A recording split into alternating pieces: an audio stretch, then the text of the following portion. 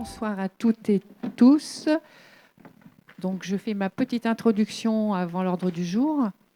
Donc, je salue également les personnes qui nous suivront en différé sur YouTube, parce que, en effet, eu égard aux problèmes de connexion avec l'opérateur Orange, que nous avons donc pris la décision de ne plus tenter, je dis bien, parce qu'on avait toujours du mal, d'être en direct pour l'instant, mais de retransmettre en différé. Donc là, nous ne sommes pas en direct, ça sera retransmis dès demain, je pense, en différé. Alors, ce premier conseil de l'année 2024, où il est encore temps de nous souhaiter les meilleures choses, est une très bonne année. Et une très bonne année s'ouvre dans un contexte compliqué qui révèle et met en lumière une crise déjà ancienne et non traitée qui touche le monde de l'agriculture et de la pêche. Cette crise, qui occupe le devant de la scène médiatique, nous amène à nous proposer une motion de soutien aux pêcheurs et aux agriculteurs que vous avez sur table. Ce texte assez long est à la mesure des problèmes qui sont soulevés, à la mesure de la gravité de la situation qu'il décrit, à la mesure d'un certain nombre de problématiques qui touchent chacun d'entre nous. Donc, je vous demande d'accepter d'ajouter cette motion à l'ordre du jour, parce qu'elle ne l'était pas. Je pense que c'est OK. Merci à vous. Alors, je voulais préciser que les élus de Moëlan, une ambition commune, nous ont sollicité pour cette démarche. Nous ont communiqué leur texte que nous avons amendé ou développé. Donc, je vous le soumettrai en fin de conseil. Cette motion écrite et réécrite, donc à plusieurs mains, a le mérite de mettre également en évidence, ensemble, le niveau de préoccupation qui est le nôtre face aux nombreux points que cette crise soulève. Pour clore ce préambule, je vous propose cette phrase de Véronique Lucas, sociologue à l'Institut national des recherches pour l'agriculture, l'alimentation et l'environnement. Tant que l'action publique n'entretient pas les transformations nécessaires, cela encourage le sauve-qui-peut individualiste et la surenchère populiste. Donc voilà la petite introduction que je fais. Donc là, nous allons passer à l'ordre du jour. Le quorum est atteint. Donc je vais passer à l'appel. Jackie Abélard, Béatrice Andrieux. Véronique Bach a donné pouvoir à Béatrice Andrieux. Laurent Bellec. Présent.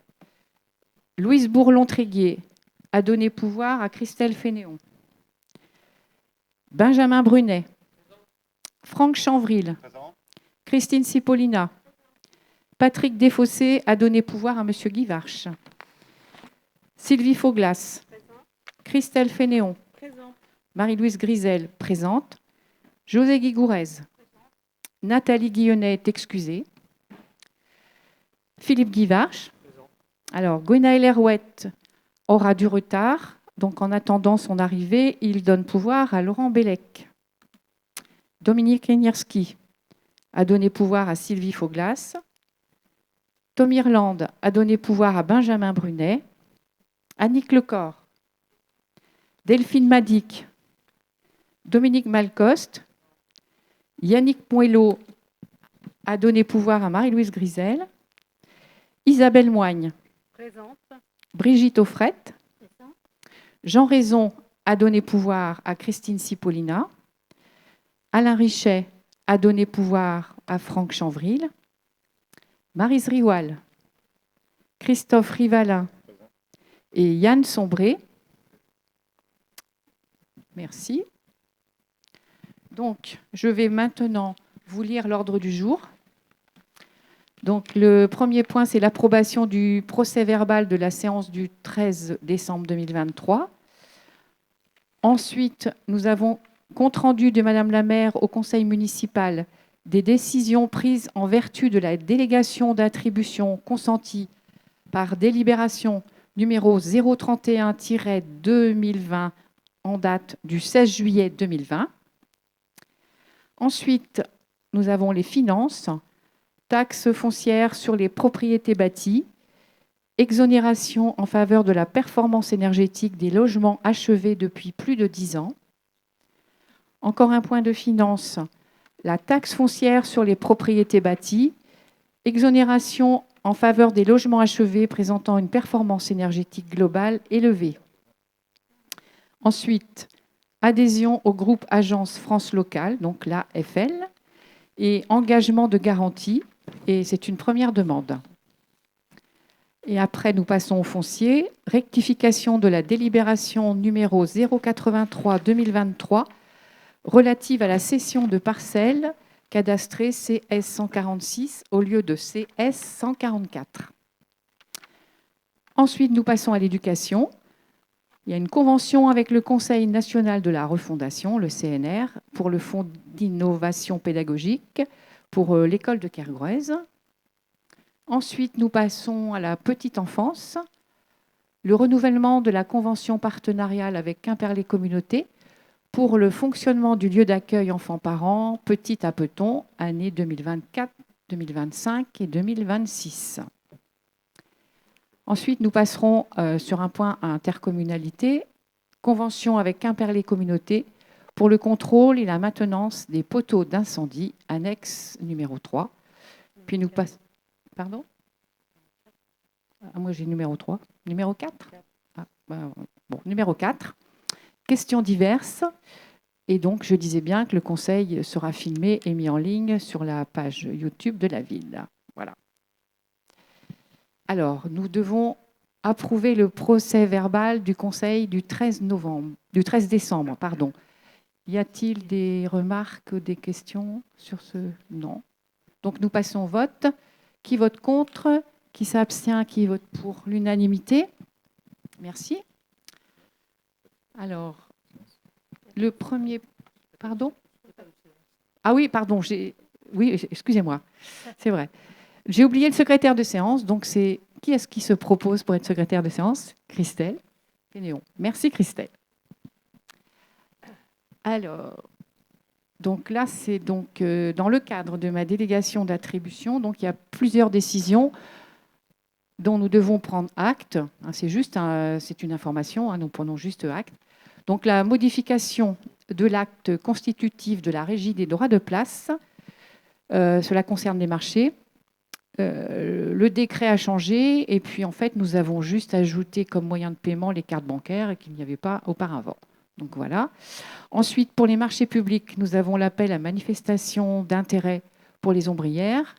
Donc, une société a déposé un dossier. C'est donc les ombrières en Finistère.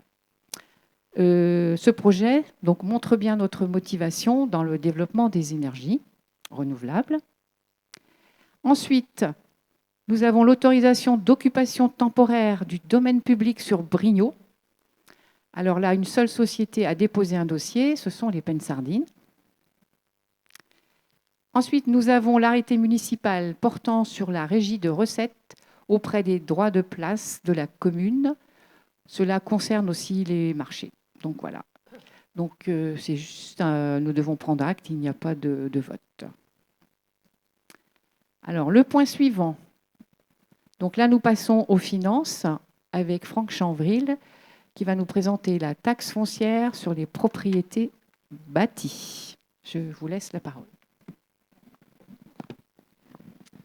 Merci Madame la maire. Bonsoir à toutes et à tous.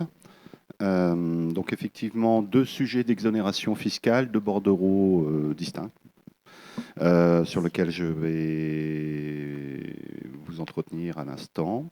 Le premier sujet n'est pas un sujet totalement nouveau, puisque si vous vous en souvenez, dès le mois de septembre 2020, nous avions décidé, dans le cadre de notre mandature, de voter un principe d'exonération partielle temporaire de 3 ans, à hauteur de 50% de la part communale de la taxe foncière, pour des logements achevés avant le 1er janvier 1989, et pour lesquels des contribuables pouvaient justifier qu'ils avaient effectué un certain montant de travaux d'économie d'énergie.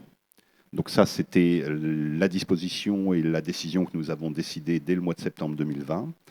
Ce qui se passe à présent, c'est que la loi de finances pour 2024 est venue un petit peu préciser les choses et ouvre un peu le champ des possibles.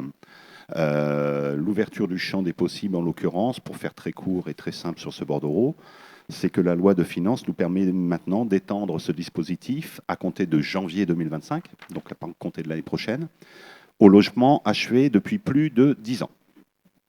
Voilà, donc rien fondamentalement de nouveau par rapport à la décision que nous avions prise en septembre 2020, si ce n'est que nous étendons le bénéfice de cette mesure à l'ensemble des propriétaires de logements achevés depuis plus de 10 ans. Encore une fois, dès lors où ils peuvent justifier d'un certain montant de travaux réalisés. Alors, ce montant de travaux réalisés, je vous ai mis quelques informations là sur une diapositive. Il faut bien pouvoir justifier de travaux de 10 000 € à minima l'année précédant la demande d'exonération, ou d'un montant de travaux de 15 000 € au cours des 3 années précédant la demande d'exonération. C'est l'un ou l'autre. Bien sûr, il faut que les contribuables puissent justifier, donc présenter des factures acquittées. Et il y a une liste très précise fixée par les textes de dépenses éligibles. On parle essentiellement de travaux d'isolation thermique, de remplacement de fenêtres, de changement du mode de chauffage ou de chaudière. Voilà, pour faire très succinct.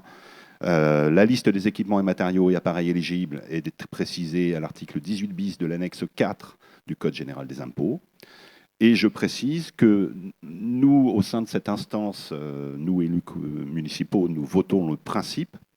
Ensuite, ce n'est pas nos services qui instruisent les demandes d'exonération, ce sont bien aux contribuables de faire les démarches en se rapprochant des services fiscaux. Alors, disons-le, on a eu ce débat-là en commission ressources la semaine dernière. C'est pas simple. Et parfois, les administrés qui ont entamé ces démarches-là sont venus me rencontrer en mairie parce qu'ils avaient parfois des difficultés à être entendus par l'administration fiscale. Il nous est arrivé de faire des écrits avec la signature de Madame la maire pour appuyer ces demandes, puisque nous avons délibéré sur ce principe-là. Et pour la plupart, ils ont obtenu gain de cause, mais parfois, c'est un petit peu un long parcours du combattant, sans excuse. Ce n'est pas de notre fait, ce sont parfois les aléas de ce type d'instruction quand ce n'est pas notre administration qui s'en charge. Voilà ce que je peux vous dire sur ce bordereau. Voilà, le principe est de proposer qu'à compter de l'an prochain, cette mesure d'exonération bénéficie à davantage de contribuables. Pour donner un ordre de grandeur, il en faut un. C'est un calcul partant d'un exemple réel. Pour une maison de 98 mètres carrés, on peut considérer que le gain fiscal s'établira sur 3 années autour de 990 €. Voilà, pour donner un petit ordre de grandeur. Pour une maison de 120 mètres carrés, le gain fiscal s'établira à hauteur d'à peu près 1 350 €. Voilà, donc c'est quand même un montant assez significatif, auquel évidemment nous sommes favorables, et qui s'inscrit également dans la possibilité pour ces contribuables-là aussi, bien entendu, d'aller chercher d'autres aides, dans le cadre du dispositif MaPrimeRénov', par exemple. Voilà ce que je peux vous dire globalement sur ce premier bordereau de proposition d'exonération. Merci Franck. Nous devons donc passer au vote. Qui vote contre? Qui s'abstient? Qui vote pour? L'unanimité, merci. Alors le point suivant, c'est toujours Franck. Ce point concerne les logements achevés présentant une performance énergétique élevée. Donc je vais te laisser présenter. Tout à fait. Toujours au titre de l'arsenal prévu par le Code général des impôts, nous étendons là aussi des mesures d'exonération que nous n'avions pas attribuées ou décidées jusqu'à maintenant. Donc l'article 1383.0b bis du Code général des impôts offrait déjà la possibilité d'exonérer de 50 ou de 100% de taxes foncières sur les propriétés bâties pour une durée ne pouvant être inférieure à 5 ans, les logements achevés à compter du 1er janvier 2009, dont le niveau élevé de performance énergétique globale, déterminé dans des conditions fixées par décret, est supérieur à celui qu'impose la législation en vigueur. Bon, pour faire court, on parlait essentiellement des logements qui répondaient notamment au label bâtiment basse consommation énergétique BBC 2005. La loi de finances 2024, là aussi, ouvre de nouvelles possibilités. Elle prévoit, et ça c'est pour une entrée en vigueur possible dès le 1er janvier de cette année, dès 2024. Donc elle prévoit la suppression de la condition liée à la date d'achèvement du logement, c'est-à-dire 2009. Et elle prévoit que la durée d'exonération est désormais fixe, c'est 5 ans. Voilà, donc voilà les précisions apportées. Et elle fixe également la liste des justificatifs que des particuliers doivent pouvoir joindre à leur demande d'exonération auprès de l'administration fiscale pour pouvoir justifier d'une performance énergétique et environnementale élevée. La proposition que nous formulerons ce soir, c'est de, comme nous l'avons fait tout à l'heure sur le bordereau précédent, de proposer une exonération de 50% de la part communale de taxes sur le foncier bâti pendant 5 ans, pour toute personne qui pourra justifier que son logement répond bien à ces critères de performance énergétique et environnementale. Pour en dire un peu plus, quel type de label Eh bien, je vous les ai mis là à l'écran. On parle du label HPE, haute performance énergétique. On parle du label THPE, très haute performance énergétique. Le label E+, C-, bâtiment à énergie positive et bas carbone, mais également le label BEPOS, bâtiment à énergie positive. Voilà pour donner un petit éclairage. Tout ça, bien sûr, est codifié par le Code général des impôts, je n'invente rien. Et donc c'est là une décision que nous proposons d'adopter, donc une nouvelle exonération en matière de fiscalité verte. Merci. Le gain sera forcément un peu plus important puisque c'est une durée d'exonération de 5 ans qui est proposée. Donc, partant des mêmes exemples que tout à l'heure, pour une maison de 98 mètres carrés, le gain sur 5 ans représente un enjeu de 1 650 €. Pour une maison de 120 mètres carrés, un gain de 2 250 €. Donc, vous voyez que là aussi, c'est un effort assez significatif que nous proposons ce soir. Merci Franck.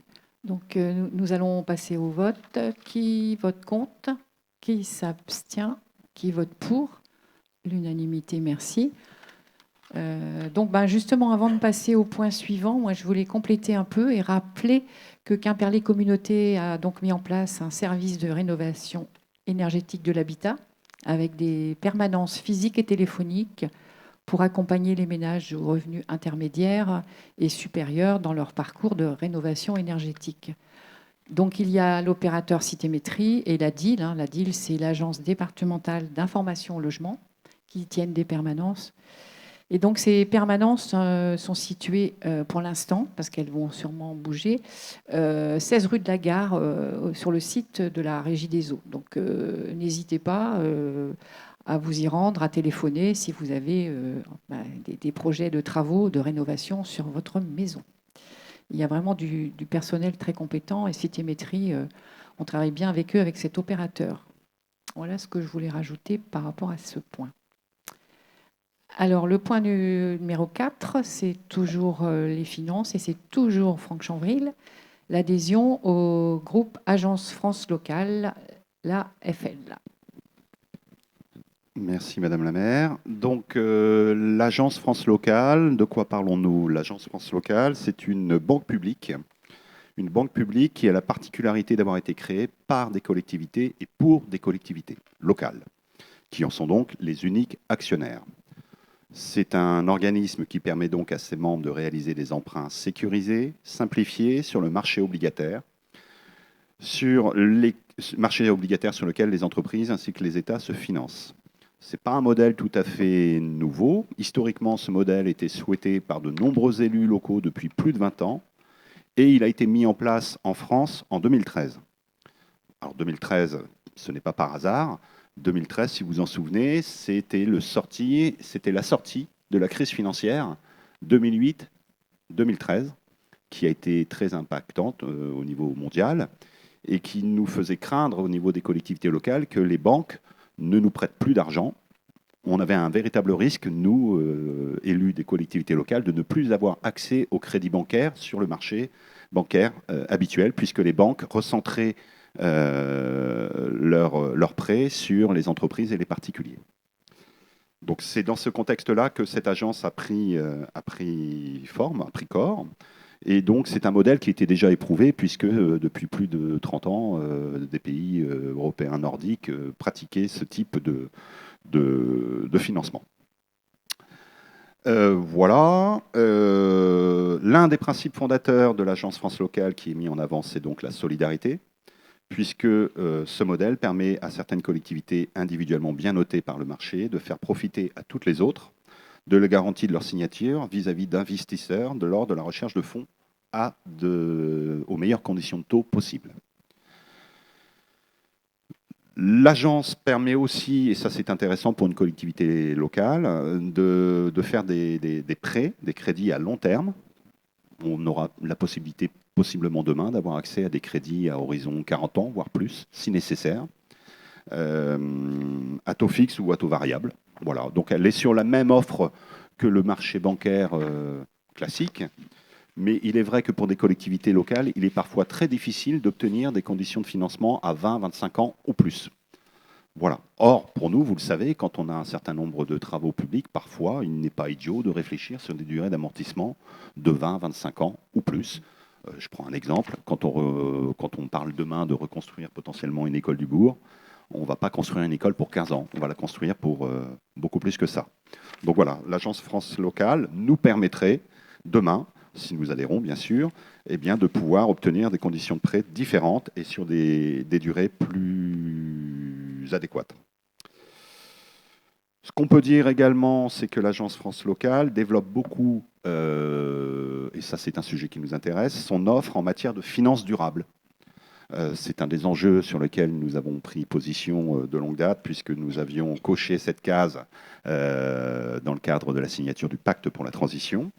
Eh bien, l'agence, effectivement, répond à une attente de plus en plus forte des décideurs locaux en la matière. Elle sait mobiliser des investisseurs spécialisés dans le financement durable ou soucieux d'allouer leur épargne à des investissements visant la transition écologique. Voilà, donc ça, pour nous, c'est une offre intéressante de ce point de vue-là. Pour en dire un peu plus aujourd'hui, donc l'agence a été créée, je vous l'ai dit, en 2013. Elle a véritablement débuté son activité en 2015.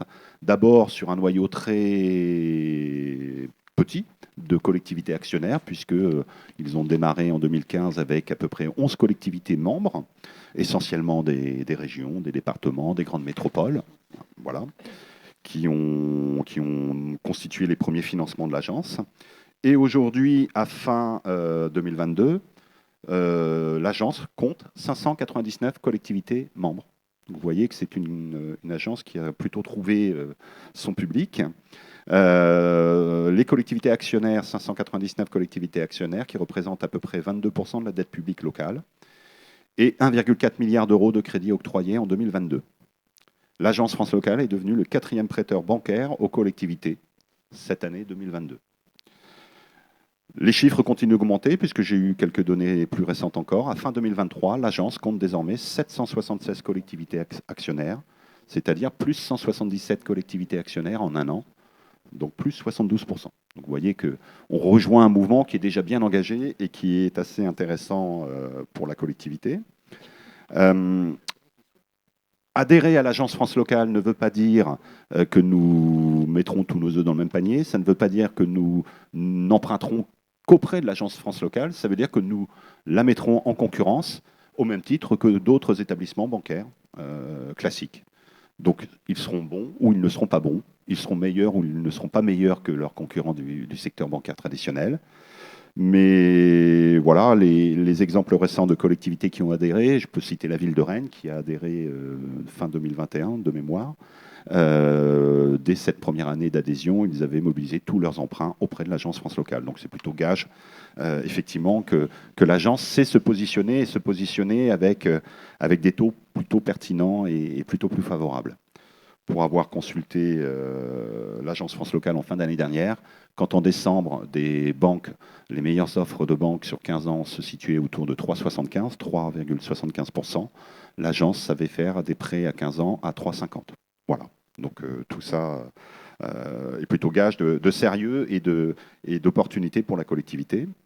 Alors pour pouvoir adhérer, eh bien, nous sommes notés comme toutes les banques nous notent par ailleurs, pour évaluer le risque à prêter à la collectivité. Nous sommes notés selon un barème qui va de 1 à 7, 1 étant la meilleure note, 7 étant la moins bonne. Et la note qui nous est attribuée est de 1,84. Nous avons plutôt une très bonne note. Voilà, donc je tiens à le souligner. Et cette très bonne note vient du fait que, nous, vous le savez, hein, nous avons un encours de dette qui est particulièrement maîtrisé, moins de 3 millions. Pour adhérer à l'agence France Locale, il y a un apport en capital initial qui doit être constitué. Il est calculé sur la base de l'encours de la dette de N-2 d'il y a 2 ans, ou des recettes réelles de fonctionnement de la collectivité. Donc c'est le montant le plus élevé qui est pris en considération. En l'occurrence, le coût d'adhésion pour la collectivité est fixé à 26 400 €. Donc c'est un achat d'actions. Donc ça veut dire que c'est un investissement. D'accord ? Et l'agence France Locale offre la possibilité de payer en 1 an, en 3 fois, en 5 fois, voire jusqu'à 10 fois ce montant. Nous proposerons ce soir, dans le cadre de ce bordereau, de payer ce que nous devrons à l'agence en 3 fois, c'est-à-dire 3 fois 8 600 €. Voilà ce que je peux résumer sur un bordereau qui est un peu technique et un peu long. J'ajouterai juste un dernier point, que c'est un achat d'actions. Donc nous serons tout à fait fondés, si nous le souhaiterions à l'avenir, de reprendre ou de revendre nos actions. Mais nous ne pourrons le faire qu'à partir de 10 années d'adhésion à l'agence France Locale, ce qui s'entend bien pour des questions de stabilité de l'offre de l'agence. Voilà, je pense avoir à peu près couvert tous les enjeux de ce bordereau. Merci Franck. Peut-être ajouter les communes qui ont adhéré en Finistère. Hein. Il y a donc la commune de Brest, de Lesneven, de Plogonec, de Plomelin, de Plouzané, de Plouvorne, de Quimper, Brest Métropole et la Comcom de Morlaix Communauté, la Comcom de Quimper aussi, Quimper-Bretagne occidentale. Donc vous voyez, et en fait c'est vrai qu'il y a beaucoup d'adhérents. Donc merci Franck. Nous allons donc passer au vote. Qui est contre ? Qui s'abstient? Pardon, une question? Oui, Christophe Rivalin. C'était concernant une phrase là, qui parle d'octroyer une garantie autonome à première demande. Oui. On doit souscrire une garantie à première demande en plus des 26 000 €. C'est fixé dans le bordereau. Alors, je ne l'ai plus complètement en tête dans le détail, mais oui, on a une garantie à première demande qui doit être constituée, mais ça ne change rien au montant de l'apport en capital initial. Hein. Mais cette garantie, elle est souscrite quand on va emprunter ou quand... Non, à l'adhésion. À l'adhésion, d'accord. Oui. Et quel coût est là, cette garantie? Je ne crois pas qu'elle ait un coût supplémentaire pour nous. C'est un document très technique sur lequel on doit s'engager, mais on n'a pas d'engagement financier supplémentaire des 3 fois 8 600 € dont je parlais tout à l'heure. D'accord. Pas d'autres questions? Non? Donc nous passons au vote. Qui est contre? Qui s'abstient? Qui vote pour? L'unanimité, merci bien. Alors là, nous allons passer à un autre sujet. C'est le sujet de l'éducation avec Isabelle Moigne. Ah pardon, oui, je vais trop vite là. Il y a la parcelle cadastrale aussi, et c'est encore Franck qui va nous la présenter, parce qu'en fait, là, il y a eu une petite erreur. Oui, donc je serai très court sur ce bordereau, puisqu'effectivement, il s'agit de corriger la délibération numéro 083-2023, relative à la cession de parcelles à l'attention de Madame Dupont, dans le cadre de son activité. La modification porte sur la parcelle cadastrée CS 144, qui doit être remplacée par la parcelle cadastrée CS 146. Donc voilà, c'est plutôt une modification d'ordre technique. Tous les éléments du bordereau demeurant inchangés par ailleurs, les conditions de vente étant toujours, vous vous en souvenez sans doute, de 50 centimes d'euros du mètre carré. Donc nous devons revoter cette parcelle. Qui est contre? Qui s'abstient? Qui est pour? L'unanimité, merci. Ah pardon. Il y a quelque chose que je ne comprends pas, parce qu'on parle de la 144, et puis ensuite on parle de 2 autres parcelles, 146 et 145. C'était des... Pardon. La délibération de décembre visait plusieurs parcelles. Mais là, la modification concerne une parcelle. D'accord. C'était une référence qui était erronée dans le bordereau de décembre. Les 3 parcelles étaient déjà dans le bordereau. Oui, oui. Et sur les 3, il y avait une erreur sur une. C'est ça. Okay.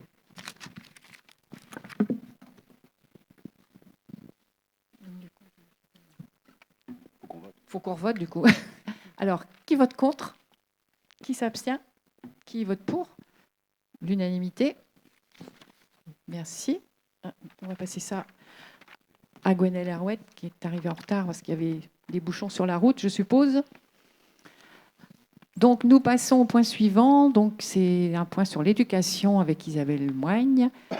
Alors, je fais un petit clin d'œil. Je lui souhaite un bon anniversaire. Merci. Alors, oui, nous allons, si vous le souhaitez, voter une demande, en fait, on va dire, de subvention dans le cadre de la démarche Notre école, faisons-la ensemble, lancée par le Conseil national de refondation. Petit rappel, c'est déjà un projet que nous avons depuis pratiquement le début de mandat, suite à la fois une demande de l'école qui a fait tout un parcours avec les enfants pour imaginer leur nouvelle cour d'école, et aussi donc notre projet d'habitat suite à la rénovation de la nouvelle école, et donc les bâtiments de l'ancienne école vont être destinés à d'autres et notamment à des logements. Donc je rappelle un petit peu les circonstances de cette démarche que nous avons eue avec l'école, et nous arrivons à ce bordereau, puisque l'école, du coup, a sollicité donc, le Conseil national de la refondation, et notamment dans le cadre du Fonds d'innovation pédagogique. L'école nous a informés et proposé, en fait, de signer une convention avec l'éducation nationale, puisque évidemment une école ne peut pas être le receveur, on va dire, des finances. Donc ce projet et nous pourrons obtenir une aide et une subvention de excusez-moi, j'ai mon ordinateur qui a bugué.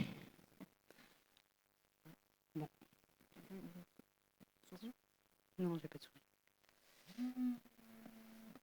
C'est parti. Excusez-moi, je n'ai pas retenu la somme exacte par cœur, de 22 228,50 €. Le financement accordé par la commission académique est à hauteur de 100%, donc 30% par avance et le solde de 70% après réception de l'état de dépenses. Voilà ce que je peux en dire. Je peux dire sur ce bordereau. Donc, merci Isabelle. Avant de passer au vote, moi je voulais ajouter, puisqu'on parle d'école, que nous sommes encore rattrapés par l'actualité, parce qu'en effet, les syndicats d'éducation nationale appellent à la grève demain, jeudi.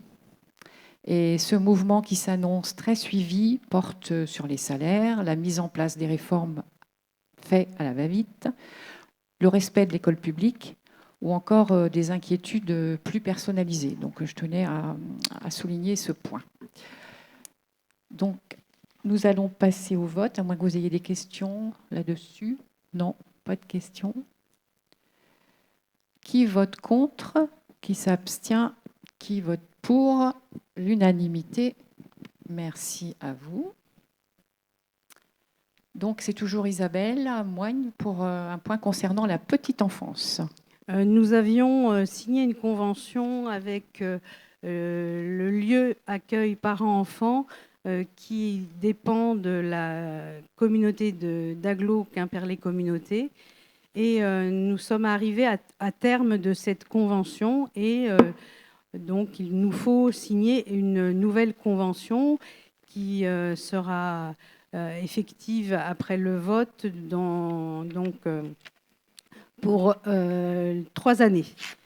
Cette convention a pour but, en fait, de mettre à disposition du personnel de la crèche et Quimperlé Communauté rembourse en fait les heures mises à disposition de cette personne pour donc 70 heures. Les remboursements aussi de déplacement, puisque cette personne se déplace dans ce lieu accueil parents-enfants. Je rappelle, en fait, le but, c'est d'accueillir des familles qui en ont besoin pour discuter, en fait, de leurs problématiques de parents. Il y a des professionnels qui les reçoivent et il y a des discussions, des animations. Et du coup, ils ont besoin en général de 15 personnes pour pouvoir accueillir ces familles. En ce qui concerne la commune, en fait, et la mise à disposition de cette personne, elle va à plusieurs reprises dans l'année dans l'ALSH de Moëlan-sur-Mer, et c'est une question qui m'avait été posée aussi en commission Vivre Ensemble, et aussi à Trémeven. Pendant ce temps-là, effectivement, il y a aussi du personnel qui la remplace sur ces fameux 70 heures. Voilà ce que je peux dire. J'espère avoir été précise. Merci Isabelle. Oui, il y a une question, Monsieur Guivarch. Non, ce n'est pas une question, c'est une remarque sur la rédaction des conventions. La convention a été présentée en commission Vivre Ensemble l'autre jour. Elle a suscité une question de ma part, mais qui était donc également partagée par l'ensemble des participants. Vous avez apporté donc dans les jours suivants la réponse à la question qu'on avait posée. Très bien, je vous en remercie. Ce que je trouve dommage, c'est qu'on ne corrige pas entre la commission et le conseil municipal le projet de convention. C'est vrai également pour la convention qui va suivre, puisqu'il y a deux articles, l'article 3 et l'article 7, vous pourrez peut-être les voir tout à l'heure, les lire, qui veut dire la même chose. Hein, c'est rémunération de Quimperlé Communauté, je crois, et rémunération de la communauté de communes. On retrouve dans les deux articles des choses différentes. Enfin, voilà. Donc il y a un manque de rigueur dans les rédactions de convention. Il faudra le dire à Quimperlé Communauté, Monsieur Guivarch, parce que c'est eux qui ont rédigé la convention et on ne peut pas la bouger, nous, mairie. Non, mais vous pouvez dialoguer avec eux, peut-être qu'ils... Mais effectivement, en commission, je fais partie de la commission Solidarité et j'en ferai part à Madame Le Bourritz, la vice-présidente. Pour faire le changement. OK. Il n'y a pas d'autres questions sur cette convention? Non? Eh bien, nous passons au vote. Qui vote contre? Qui s'abstient? Qui vote pour? L'unanimité. Merci. Alors, le point numéro 8, donc c'est un point justement, ça fait du lien avec l'intercommunalité. Donc, c'est Laurent Bellec qui va nous évoquer les poteaux d'incendie. Oui, donc, comme vous le savez, nous sommes passés en régie publique pour la distribution et la gestion des réseaux d'eau potable. Il est proposé au Conseil de voter la convention entre la commune et Quimperlé Communauté concernant l'entretien et le contrôle des 135 poteaux et bouches incendie dont la commune est propriétaire, et cela pour une durée de 3 ans renouvelable tacitement. La convention telle que présentée en annexe 4 expose les modalités pratiques et financières de la mission.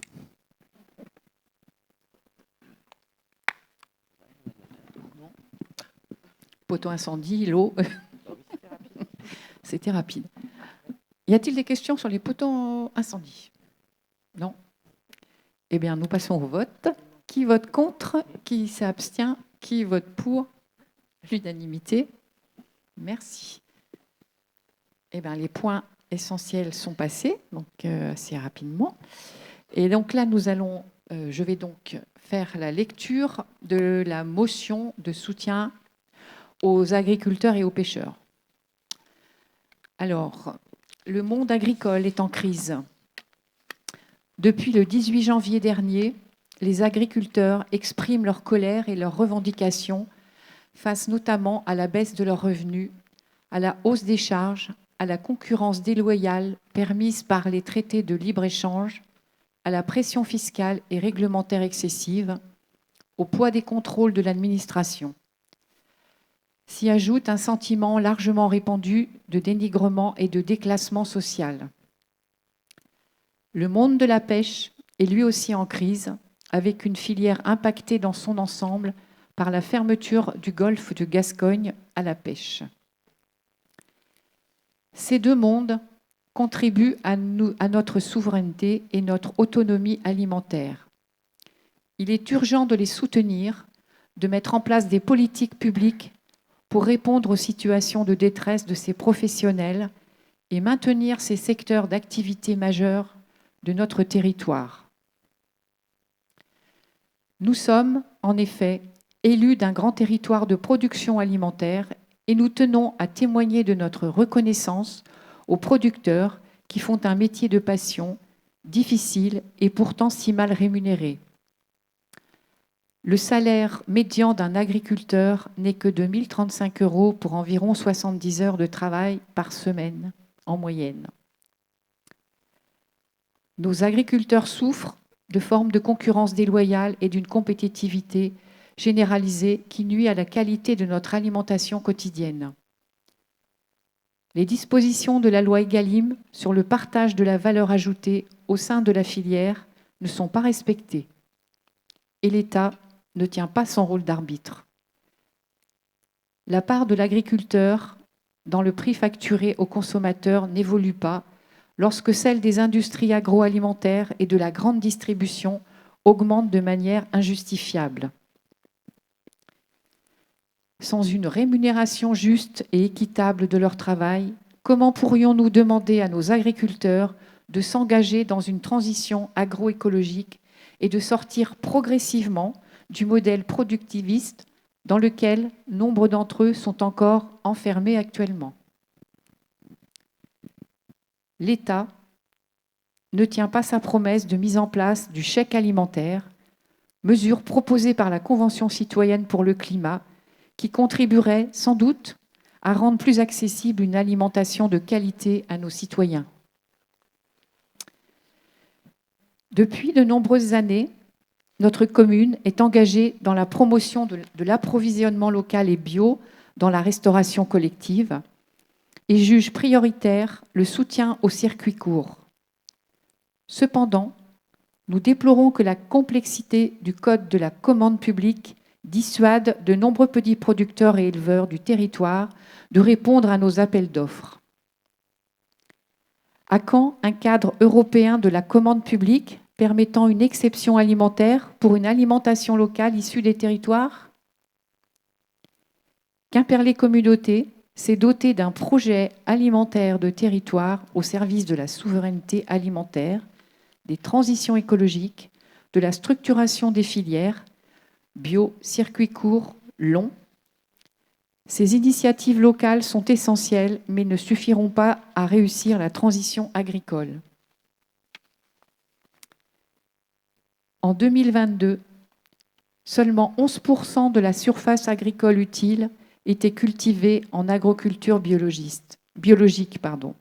Or, en matière de politique agricole commune, les mesures agro-environnementales et climatiques, l'un des principaux dispositifs de soutien à la transition agroécologique, représente moins de 7% du budget PAC de la France pour la période 2023-2027. Et ce ne sont pas les 150 millions d'euros promis en décembre dernier par le gouvernement, ni, a fortiori, les trop nombreux retards de paiement qui inciteront les agriculteurs à s'inscrire dans une convention bio pourtant indispensable sur le plan sanitaire comme sur le plan climatique.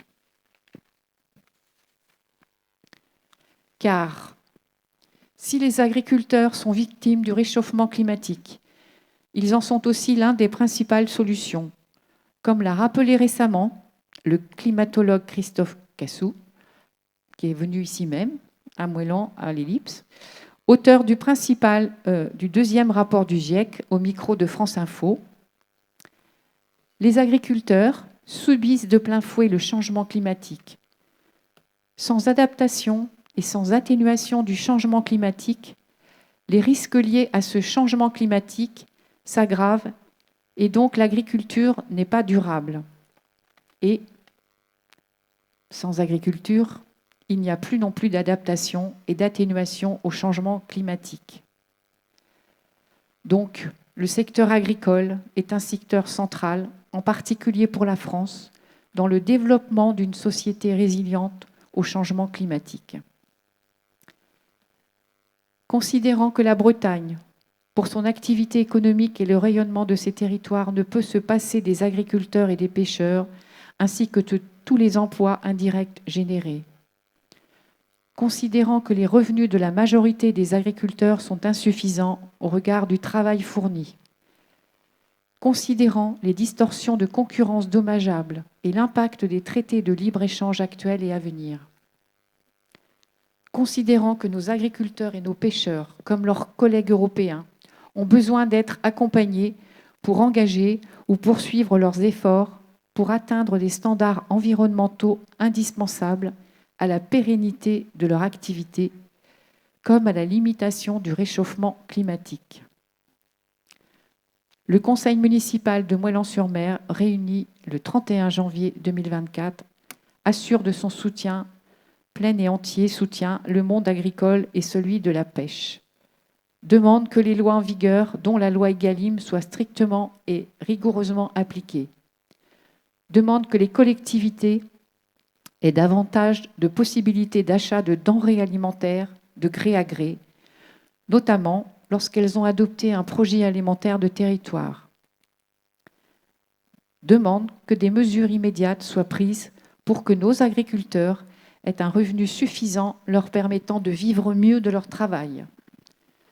Demande que le cap de la transition agroécologique ne soit pas sacrifié sur l'autel de la réponse à ces revendications légitimes, mais soit réaffirmé comme le seul et unique moyen d'atteindre un modèle résilient et durable. Donc, nous devons délibérer. Je vous propose d'échanger avant de passer au vote.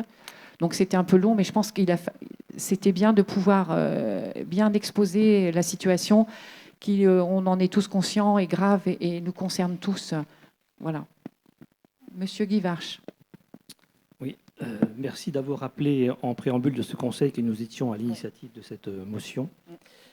Le texte que nous vous avions proposé n'était ni de droite ni de gauche, tout simplement en soutien aux agriculteurs et aux pêcheurs qui sont actuellement plongés dans des crises majeures et qui jouent leur survie. Vous avez modifié ce texte, vous l'avez politisé et nous le regrettons. Vous l'avez aussi, notamment par sa longueur, déséquilibré. Si on retrouve le mot pêcheur dans son titre, pas grand-chose les concerne dans le texte.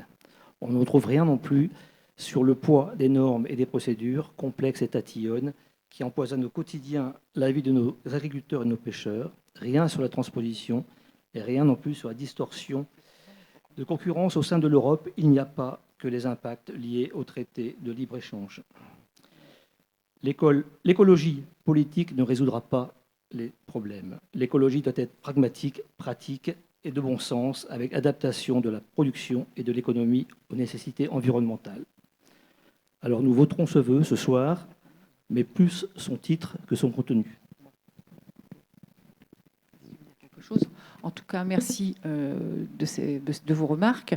Quand vous évoquez le fait qu'on n'est pas assez développé sur la pêche, vous dites que le vœu est trop long. Donc, si on rajoute la pêche, en fait, les pêcheurs, en plus, là, ne se manifestent peut-être moins, là, pour l'instant, moins violemment, pas violemment, mais moins fortement que les agriculteurs. Donc, on a pensé à eux, vous avez pensé à eux. C'est vrai que vous y avez pensé. Nous, on l'a rajouté. Après, peut-être que les pêcheurs aussi se manifesteront d'une autre façon par rapport au golfe. Parce que là, en fait, c'est surtout le golfe de Gascogne. Parce qu'on sait aussi que la pêche, enfin, on va peut-être pas faire le débat là-dessus, mais quand on voit les énormes bateaux avec des filets dérivants, il y a vraiment aussi un gros sujet de fond sur la pêche. Mais je pense qu'il n'est pas aussi impactant ce soir par rapport à l'actualité. Juste un petit complément. Je voudrais juste profiter d'avoir le micro pour informer l'Assemblée que le département du Finistère a lancé aujourd'hui une pétition, avant-hier, une pétition pour la pêche dans le golfe de Gascogne. Voilà. Et donc, le président du département invite le président de la République à se rendre dans le Finistère pour discuter de toutes les problématiques. Et donc, j'invite tout le monde à regarder cette pétition et éventuellement la signer. Oui, juste pour préciser sur notamment un certain nombre de choses un peu détaillées, effectivement, dans le corps de cette motion. Tout simplement parce qu'il y a des sujets sur lesquels, par exemple, on a déjà eu l'occasion d'interpeller notre député. Des choses simples à mettre en place et qui participeraient, je crois, et qui répondraient en partie aussi à des attentes légitimes des acteurs du territoire.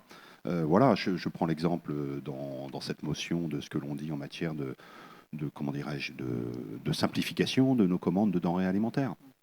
Voilà, ça c'est des choses sur lesquelles, puisque nous faisons tous les ans, vous le savez, des projections au cinéma Le Carfani, dans le cadre du festival alimentaire. Nous avons eu la chance d'avoir la visite de M. Balanant il y a déjà 2 ans. C'est un sujet sur lequel je l'avais interpellé déjà, en lui disant, mais qu'attendez-vous? Vous nous fixez, à nous, élus locaux, des objectifs à travers la loi Egalim. Nous essayons de les mettre en œuvre avec force de travail et d'engagement, mais on se débat au quotidien avec le code de la commande publique, et le bout du bout, c'est qu'on n'atteint pas cet objectif parce que tout simplement, c'est trop compliqué. C'est compliqué pour nous à mettre en œuvre, et c'est encore plus compliqué pour des petits producteurs du territoire de répondre à des liasses administratives qui sont sans fin. Voilà, donc ça c'est une mesure très simple, très pragmatique, et il nous semblait intéressant de pouvoir éclairer parfois effectivement les injonctions paradoxales. Vous dites qu'on a politisé le propos, c'est votre avis. On rappelle aussi que l'État nous fixe, à nous élus locaux, des injonctions en matière de cap de transition agroécologique. C'est très bien, moi j'ai rien à dire là-dessus. Mais voilà, donc aujourd'hui on sent bien qu'à l'aune des revendications et du mouvement qui est engagé, on ne souhaiterait pas que l'État renonce totalement au cap qu'il a souhaité imposer de notre point de vue de manière assez raisonnable. Et on a une opportunité dans les 10 ans qui viennent, vous le savez, d'un renouvellement des exploitants agricoles. Près de la moitié d'entre eux va partir à la retraite, je crois, dans les 10 ans qui viennent. Donnons la possibilité. On n'oppose pas conventionnels et producteurs bio. Hein. On dit que, par contre, on considère, nous, que c'est notre responsabilité d'élus locaux que d'aller dans le sens aussi d'une demande forte de nos administrés, de promouvoir, autant que faire se peut, aussi un autre modèle, et notamment un modèle agroécologique plus respectueux de nos sols, par exemple. Voilà, donc c'est pour illustrer un petit peu le débat, et pas pour faire de la politique, mais pour dire aussi, voilà, vous le savez aussi, on a voté, on le dit aussi dans cette motion, on a voté un programme alimentaire territorial. Voilà, ça va dans un sens qui est plutôt d'ouvrir et de faciliter les démarches pour des acteurs du territoire qui sont volontaires de s'inscrire dans ce mouvement-là. Et c'est vrai, il faut le reconnaître, que beaucoup d'agriculteurs renoncent à la conversion bio parce que c'est d'une lourdeur particulièrement folle, et que effectivement, quand c'est trop compliqué, on jette l'éponge, et c'est dommage. Isabelle? Oui, juste en fait, quand vous savez, on organise des commissions restauration, et c'est quand même une demande forte des familles d'avoir des menus adaptés, et notamment des menus dans le cadre de la loi Egalim. Donc c'est vrai que je suis tout à fait d'accord avec Franck sur la problématique des commandes pour notre restauration scolaire, qui se heurte effectivement à ce manque on va dire de liberté de commande, et on vous rejoint quand on parle justement de lourdeur administrative. Là, on est vraiment dans la lourdeur administrative. Et puis peut-être ajouter, quand on évoque les circuits courts, les friches littorales, qui ont été... c'était quand même un sujet sous l'ancienne mandature que nous avons continué que nous avons poursuivi. Donc là, on va dans le même sens.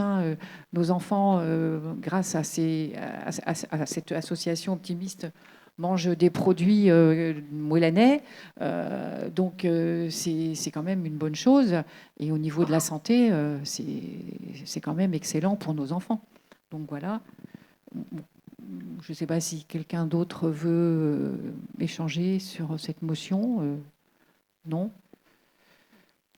Mais c'est vrai que c'est très problématique, et je pense que là, le gouvernement devrait quand même prendre ça, vraiment très, très au sérieux parce que ça nous concerne tous. Hein. C'est vraiment notre santé, et tout ce qui est au niveau du commerce, au niveau enfin, financièrement aussi. C'est très compliqué. C'est sûr que là, moi, je comprends les agriculteurs. Ils sont au bout, là. Ils n'en peuvent plus. Et je pense que le gouvernement, depuis le temps, aurait pu faire quelque chose. C'est le deuxième mandat. Donc, voilà. Si tu veux peut-être prendre la parole, tu peux, hein, on peut te passer un micro. Non? Donc, si personne ne veut ajouter autre chose, eh ben, nous allons passer au vote de cette motion. Qui est contre? Qui s'abstient? Qui est pour? L'unanimité. Mais vous voyez, merci parce que ça me touche. On arrive quand même à travailler ensemble, même si on a des divergences. Et je trouve que ça va quand même dans le bon sens. Voilà. Je ne sais pas ce que vous en pensez, vous les autres, mais c'est très... Et puis merci à vous pour avoir proposé cette motion. Voilà. Merci. Alors maintenant, nous allons donc passer aux questions diverses. Donc je vais vous laisser les lire. La première, c'est sur la tempête Ciarán, c'est ça? La tempête Ciarán a sévèrement touché notre commune. De nombreux arbres ont été déracinés, cassés ou arrachés, et des branches sont tombées sur les lignes téléphoniques ou électriques, privant de nombreux Moellanais d'infrastructures et de réseaux. En urgence, une réponse forte a été apportée par les différents acteurs dont les services sont communaux. 3 mois après, il faut maintenant utiliser le retour d'expérience pour définir un plan d'action à moyen et long terme afin d'anticiper et prévenir les prochains événements de ce type et limiter les dégâts. À ce propos, allez-vous lancer une campagne d'élagage et obliger les propriétaires négligents à rabattre leurs arbres et leurs haies? Merci. C'est Laurent Bellec qui va répondre à cette question. L'adjoint aux travaux, et s'il faut, on complétera. Donc là, actuellement, les services travaillent sur le sujet de l'élagage, parce que l'élagage, on ne le fait pas n'importe comment. Il y a une réglementation à respecter, parce que c'est domaine privé, domaine public. Si c'est sur le domaine privé, ça concerne le privé et l'opérateur. Si c'est le domaine public et le domaine privé, ça concerne la collectivité et l'opérateur. Enfin, c'est quelque chose, ce n'est pas les mêmes acteurs à chaque fois. Enedis peut élaguer les arbres d'office aux frais du propriétaire. Pour les télécommunications, c'est un peu plus compliqué parce qu'il y a toute une procédure à mettre en œuvre jusqu'à ce que, si au bout du bout, c'est la maire qui met en place un élagage d'office qui sera à la charge du propriétaire de l'arbre. Donc il y a ça. Il y a aussi sur la voirie. Donc il y a plusieurs cas à traiter. Donc les services sont là-dessus. On a la police municipale qui peut écrire des arrêtés, prendre des arrêtés pour faire des élagages et demander au propriétaire. Le mieux, c'est d'aller voir, la police va voir le propriétaire et demande d'élaguer les arbres. On essaye de le faire comme ça. Après, il y a le courrier. Après, il y a le courrier avec accusé de réception. Et puis, ça peut aller jusqu'au tribunal. Ça peut prendre 3 ou 4 ans. Il vaut mieux que ça se fasse à l'amiable, tranquillement, en discutant. Voilà. Mais on y travaille. Oui, peut-être ajouter que nous allons donc mettre en place l'astreinte administrative, hein, c'est prévu. Ça devrait passer au Conseil du mois de mars. Donc c'est aussi une procédure contradictoire, donc avec le procès verbal, comme tu l'as dit, c'est assez complexe, la lettre de mise en demeure, et le processus dure au minimum 2 mois, et après on met en place des amendes en fait. Hein. Donc c'est vrai que c'est assez complexe, mais on travaille dessus, et oui, c'est sûr que vu la météo, les phénomènes météorologiques, on aura d'autres soucis sur nos arbres, ça c'est évident. Donc là, on est tout à fait d'accord. Donc ça devrait passer au mois de mars en conseil, l'astreinte administrative. Oui, vas-y Laurent. Ce qu'on pourrait faire aussi, c'est en discuter en commission infra. Oui. Je pense que ça peut être un sujet d'échange là-dessus. Parce que là, échanger là-dessus sur une question diverse, c'est un peu plus compliqué, mais qu'on ait le temps de creuser un peu plus le truc et de pouvoir en discuter en commission. Moi, je propose ça sera plus facile pour nous. Je te propose de l'inscrire à l'ordre du jour de la prochaine commission infra. C'est ce que j'allais proposer. Voilà. Bon, c'est fait. La prochaine commission, il y a déjà un sujet, un point à l'ordre du jour. Donc, là, pas d'autres remarques là-dessus? Non. Donc, la deuxième question a trait au radon à l'école publique. Oui.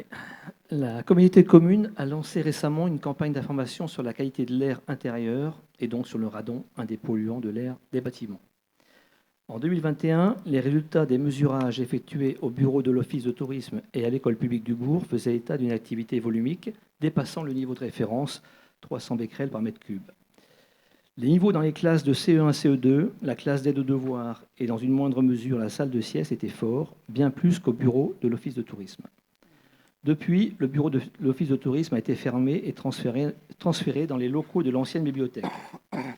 Concernant l'école, nous vous avions alors interpellé lors du conseil municipal du 29 septembre 2021 et demandé quelles mesures vous alliez engager.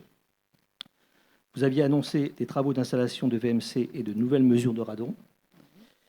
Plusieurs mois après ces échanges, pouvez-vous nous faire un point sur ce dossier et nous communiquer les résultats des derniers mesurages en filigrane? Ce qui n'était pas bon pour les adultes travaillant à l'office de tourisme, l'est-il pour les enfants des classes maternelles et de primaire? Je commence par la fin, je vous rassure, les enfants ne sont pas impactés, il n'y a aucun souci, les travaux ont été faits. Je vais d'abord commencer par le fait que vous évoquiez la campagne d'information de Quimperlé Communauté. Je vous remercie de me donner l'occasion de revenir sur cette campagne que nous avons menée à l'issue d'un travail collaboratif entre l'espace France Rénov' et le contrat local de santé. Donc, ces deux services accompagnent, conseillent, informent les habitants dans l'amélioration de leur vie. Donc, nous avions à distribuer 200 kits de dépistage radon fournis gratuitement par l'ARS.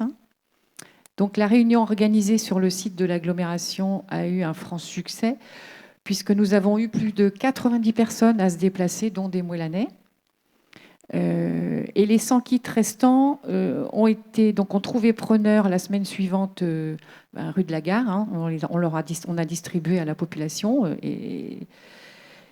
Donc, ce qui veut dire que les 200 kits sont partis tout de suite, ce qui a étonné l'association qui gérait et qui nous a aidés sur ce projet, parce qu'on s'est rendu compte que sur le territoire, la population est très, très, très sensible à ce problème de radon.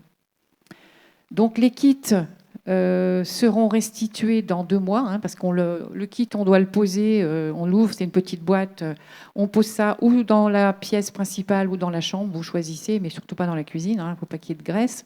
Donc vous le posez à un endroit, vous n'y pensez plus, 2 mois après, vous le fermez, vous le renvoyez à Quimperlé Communauté, et là, Quimperlé Communauté l'envoie au laboratoire, qui lui fait les analyses. Et donc, suivant le métrage de Becquerel, le nombre de Becquerel, donc vous êtes tout de suite informé. Et puis, s'il y a des travaux à faire, il faut que la population le fasse. Mais là, donc c'est bien, il y a 200 familles qui ont profité de ce kit. Malheureusement, on n'en avait que 200. Hein. Mais par contre, si vous êtes intéressé, ça s'achète, ça coûte 35 € le kit de recherche de radon. Voilà. Donc ça, j'en ai profité pour évoquer ça. Donc alors, pour l'école, donc les mesures effectuées en 2021 ont donné lieu à des travaux dans les pièces où le seuil des 300 becquerels par mètre cube était donc dépassé. Hein. Donc cela donc on a donc mis des poses de VMC, des aérations supplémentaires et de l'encapsulage au sol, aussi dans la salle des maîtres. Suite à cela, de nouvelles mesures ont été effectuées en 2022. Elles ont mis en évidence une forte baisse de taux de radon. Donc, on est à peu près aux 300 becquerels, hein, le seuil de référence. La ventilation des locaux, donc, quoique assurée naturellement par les enseignants donc chaque jour, pour garantir la meilleure qualité de l'air, notamment en réduisant le taux de CO2, a été renforcée au niveau des entrées d'air et des VMC. Sachant que la pièce où il y avait le plus, le taux de becquerel était le plus élevé, c'était la salle des maîtres. Donc là, ils aèrent régulièrement. Et donc, des nouvelles mesures doivent être réalisées dans les semaines qui viennent pour venir valider le passage du seuil des 300 becquerels, sachant que, comme vous le savez, je suppose, la campagne de radon ne peut se faire qu'en hiver, entre octobre et avril. Parce qu'en fait, il faut que les pièces ne soient pas complètement aérées. Vous devez vivre normalement, et c'est donc pendant l'hiver que l'on fait les mesures de radon. Donc là, en remettant une mesure en place maintenant, ça va correspondre à la même période de l'année 2022. Et donc c'est ça qui est intéressant, c'est de garder la même période. Donc voilà ce que je peux dire. On est bien au niveau de 300 becquerels. Vous dire aussi que Moëlan-sur-Mer est une commune qui a été un peu d'avant-garde sur la recherche du radon dans les bâtiments publics. On a commencé en 2010. Là, ça devient obligatoire dans tous les bâtiments publics. Il y a beaucoup de communes qui ne l'ont pas encore fait. Et moi, je dis toujours, quand on ne cherche pas, on ne trouve pas. Et c'est vrai que sur Moëlan, on a cherché et on a trouvé. Il y a des communes qui vont peut-être avoir des surprises quand ils vont chercher le taux de becquerel dans leur bâtiment. Donc voilà ce que je peux dire sur le radon. Mais c'est un sujet passionnant, oui, c'est vrai. Alors la troisième question, c'était sur... alors la troisième question, ce n'est pas une question, il y a plusieurs questions encore dans la question. Mais bon, oui, mais vas-y, je te laisse la lire. Bonsoir à toutes et à tous. Projets et subventions. Pouvez-vous nous faire un point de situation à la fois sur les projets trottoir PMR rue des Plages et sens de circulation rue de Pontarlier, évoqués ces derniers mois et non encore initiés ou aboutis, et sur les diverses subventions attendues en 2023, reçues, pas reçues? Merci. Alors, c'est Gwenaëlle Arouette qui répond. En ce qui concerne le trottoir rue des Plages, le projet a été mis en stand-by parce qu'on est en attente depuis un certain nombre de mois du schéma directeur de Quimper-les-Communautés en ce qui concerne l'assainissement collectif. Vous n'êtes pas sans savoir que nous avons d'importants problèmes d'assainissement collectif. Or, pour l'instant, le trajet de la conduite principale passe par la rue des Plages. Le bureau d'études devait rendre ses conclusions il y a déjà quelques mois, et donc il va payer des pénalités de retard, parce que forcément, ils sont en retard par rapport aux échéances. Donc, devrait normalement nous livrer ses conclusions. Et donc, en fonction des trajets des futures conduites, là, effectivement, nous pourrons déterminer le planning de rénovation de ces trottoirs, ainsi que de la voirie et des entrées de bourg, notamment. Parce que, évidemment, le réseau principal passe par la rue de Quimperlé, la rue des Plages, jusqu'à Kerguelen. Pour Pontarlier. Alors, pour Pontarlier, le sens de circulation, c'est toujours sur la table, mais le planning est encore affiné en fonction des travaux de la rue de Pontarlier. Et donc, j'en profite pour dire que le plan de financement de ce projet de rue de Pontarlier sera revu, car là aussi, les règles ont changé. Donc, comme les règles ont changé, le plan de financement sera un nouveau plan de financement.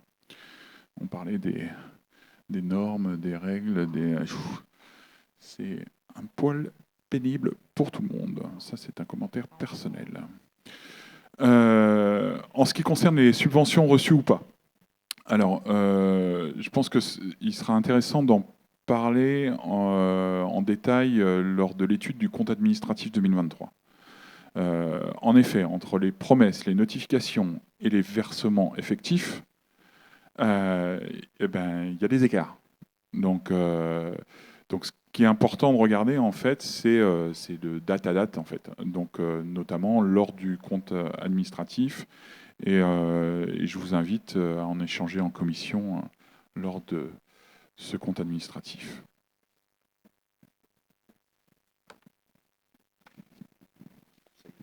Conseil de mars. Ouais. Voilà la réponse. Eh bien, écoutez, merci beaucoup pour ce conseil que je clôture.